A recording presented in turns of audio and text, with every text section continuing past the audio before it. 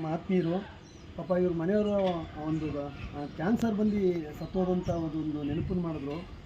ಏನಕ್ಕೆ ಇದು ನೆನಪಿಸ್ತಾ ಇದ್ದೀನಿ ಅಂತಂದರೆ, ಇವತ್ತು ಕ್ಯಾನ್ಸರ್ ಕಾಯಿಲೆಗೆ ಬಡವರು ಚಿಕಿತ್ಸೆ ತಗೊಳ್ಕೊಳ್ಳೋಕ್ಕಂಥದ್ದು ತುಂಬ ಕಷ್ಟಕರ ಆಗಿದೆ, ದುಬಾರಿಯಾಗಿದೆ. ಚಿಕಿತ್ಸಾ ವೆಚ್ಚ ತುಂಬ ದುಬಾರಿಯಾಗಿದೆ. ಖಾಸಗಿ ಆಸ್ಪತ್ರೆಗಳಿಗೆ ಹೋಗುವುದು ಅಥವಾ ಚಿಕಿತ್ಸೆಯನ್ನು ಪಡೆಯುವಂಥದ್ದು ಬಡವರಿಗೆ ತುಂಬ ದುಬಾರಿ ಆದಂಥದ್ದು. ನಾವು ಯಶಸ್ವಿನಿ ಯೋಜನೆ ಅದು ಇದು ಎಲ್ಲ ನೋಡ್ತೀವಿ, ಕೇಳ್ತೀವಿ, ಆದರೆ ವಾಸ್ತವವಾಗಿ ಆ ಜನಗಳಿಗೆ ತಲುಪೋಂಥ ವ್ಯವಸ್ಥೆ ಆಗಿಲ್ಲ. ಅವರ ಮನೆಯವರ ನಿಧನದ ಸುದ್ದಿನ ಮಾತಾಡಿದ್ರು ಪಾಪ ವಜ್ರಪ್ಪ ಅವರು. ನಮ್ಮಲ್ಲಿ ಏನಪ್ಪ ಮನವಿ ಸರ್ಕಾರದ ಜೊತೆ ಅಂತಂದರೆ, ಬಡವರಿಗೆ ಉಚಿತವಾಗಿ ಶಿಕ್ಷಣ ಮತ್ತು ವೈದ್ಯಕೀಯ ವ್ಯವಸ್ಥೆ ಸಿಗಬೇಕು ಎನ್ನುವಂಥ ಒಂದು ವಿನಂತಿ ಸ್ನೇಹಿತರೆ. ಯಾಕೆ ಅಂತಂದರೆ, ಬಡವರು ಚಿಕಿತ್ಸೆಯನ್ನು ಕೊಡಿಸ್ಲಿಕ್ಕೆ ಸಾಧ್ಯ ಆಗದೆ ಜೀವವನ್ನು ಕಳೆದುಕೊಳ್ತಕ್ಕಂಥ ವ್ಯವಸ್ಥೆ ಬಹಳಷ್ಟು ದೊಡ್ಡ ಪ್ರಮಾಣದಲ್ಲಿ ದೇಶದಲ್ಲಿದೆ.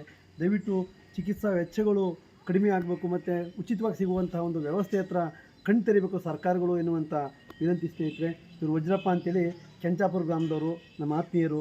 ನಮಸ್ತೆ.